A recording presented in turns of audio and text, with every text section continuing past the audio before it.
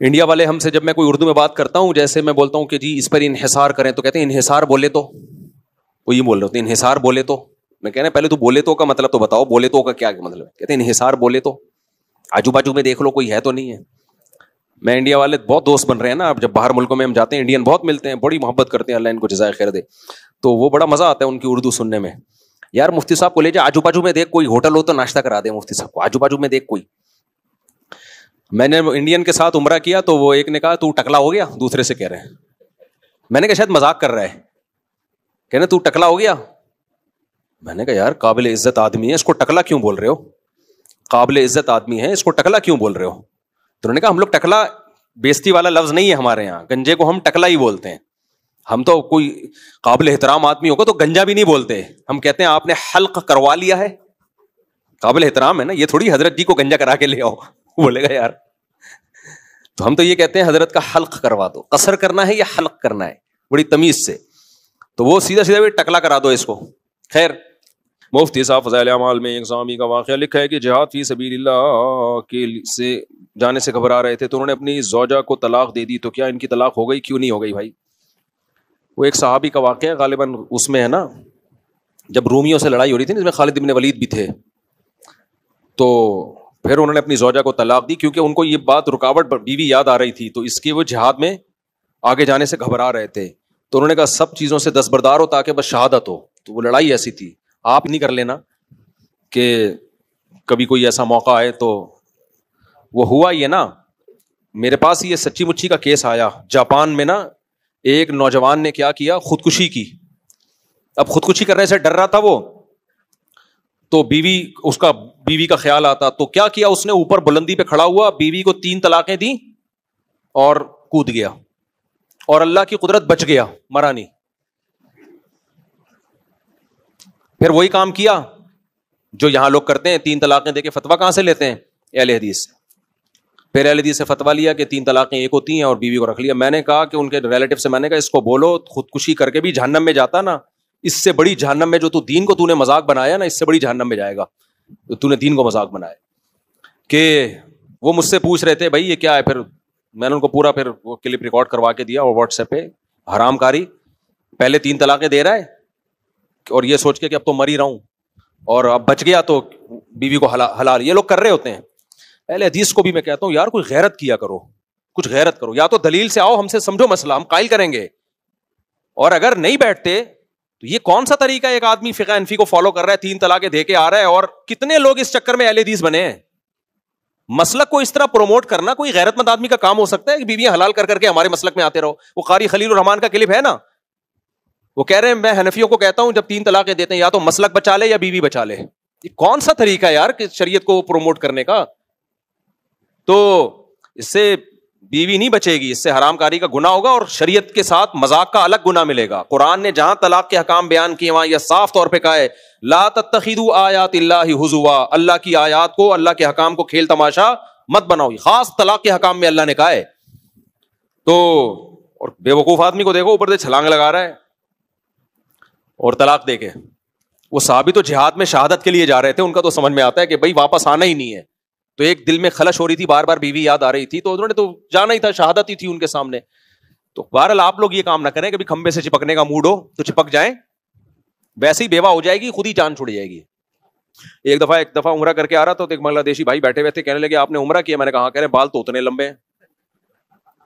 یہ کیسا عمرہ ہے؟ وہ گرم ہو گیا میرے اوپر، تم لوگوں نے مذاق بنایا ہوا دین کو. میں نے کہا میرے جتنے لمبے بال تھے نا اس میں 6 عمرے ابھی بھی ہو سکتے ہیں، ایک عمرے میں اتنے ہی کٹیں گے.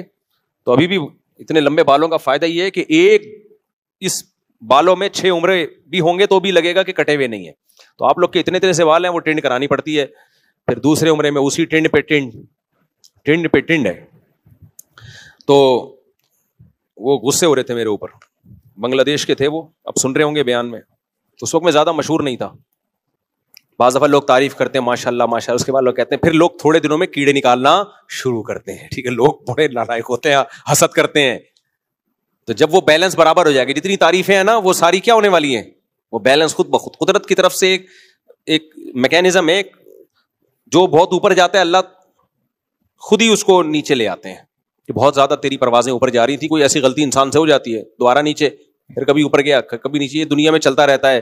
تو ہم نے کام کو فوکس کرنا ہے بھائی. مسلمان قوم کے ساتھ یہ بڑے مسائل ہیں, کم بہت کوئی کام نہیں کرتے, جب کرتے ہیں تو اتنی رکاوٹیں شیطان کی طرف سے. گورے کی طرف کے پاس کوئی رکاوٹ نہیں ہے, وہ کام کو فوکس کر کے کرتا چلا جاتا ہے. وہ کہہ رہا ہے اگر ریاکاری آ رہی تو آن دے, وہ کہہ رہا ہے اچھا شو مارنے کے لیے کر رہا ہوں. کس کے لیے کر رہا ہوں میں؟ شو مارنے کے لیے کر رہا ہوں. وہ اپنے فیوچر کو سامنے رکھ کے پلان بناتا ہے. وہ کہتا ہے بھائی یہ کام کروں گا, یہ بزنس کروں گا تو پیسہ آئے گا, یہ کروں گا تو یہ آئے گا, یہ کروں گا تو یہ آئے گا. وہ کہہ رہے ہیں ایسی کی تیسی. ہمارا مسئلہ سارا یہ ہے, ہم اگر دنیا کمانا شروع کر دیں تو کسی اسکالر کا بیان سن لیتے ہیں, قارون کے پاس بھی بہت سارے خزانے تھے, قارون جیسا خزانہ, تو ایسا صوفی بن جاتا ہے آدمی. وہ کہتا ہے میں نے اتنا کمانا ہی نہیں ہے, محنت ہی نہیں ہے, دنیا ہے, قبر میں جانا ہے, مر کے مٹی ہو کے ختم. چل پہ پھر تو عبادت کو فوکس کر لے, صوفی بن جا. یہی ہوگا نا, جب دنیا نہیں کمائے گا تو 24 گھنٹے مسجد میں بیٹھے گا نا, اور کیا کرے گا. پھر آیا مسجد میں, چلو بزرگ بننے کی کوشش کرتا ہوں. پھر وہاں وصف سے آنا شروع, لوگ دم کرا رہے ہیں, لوگ نیک سمجھ رہے ہیں, یار میں تو پھر کسی عالم کا بیان سنے گا, اس نیکی جس سے انسان کے دل میں تکبر پیدا ہو اس سے وہ گناہگار اچھا ہے. تو کہے گا یار وہ فلمیں دیکھتا تھا وہ زیادہ اچھا تھا, میں تکبر تو نہیں آ رہا تھا نا, کم از کم تواضع تو تھی کہ میں اتنا بڑا. اب کیا گالیاں دوں میں بھائی. جو گناہ کرتا ہے, برائیوں میں پڑا ہوا ہے, اس میں کیا تکبر آئے گا. اس کو پتا ہے ہم اپنی اوقات, پتا ہے ہم کیا ہیں. تو یار میں پہلے تواضع کتنی تھی میرے اندر, میں اپنے آپ کو کوئی میری اوقات نہیں تھی, اور ایسی تواضع تھی, وہ زیادہ اچھی زندگی تھی. تو شیطان یہاں کے اس کو ورغلائے گا. تو خلاصہ آخر میں اینڈ پتہ ہے کیا ہوتا ہے, کسی کام کے نہیں رہے. جب مرتے ہیں تو دنیا خوش ہوتی ہے, الحمدللہ قوم پہ ایک آدمی کا بوجھ کیا ہو گیا, فری پھوکٹ کی روٹیاں توڑ کے کھاتا تھا یہ.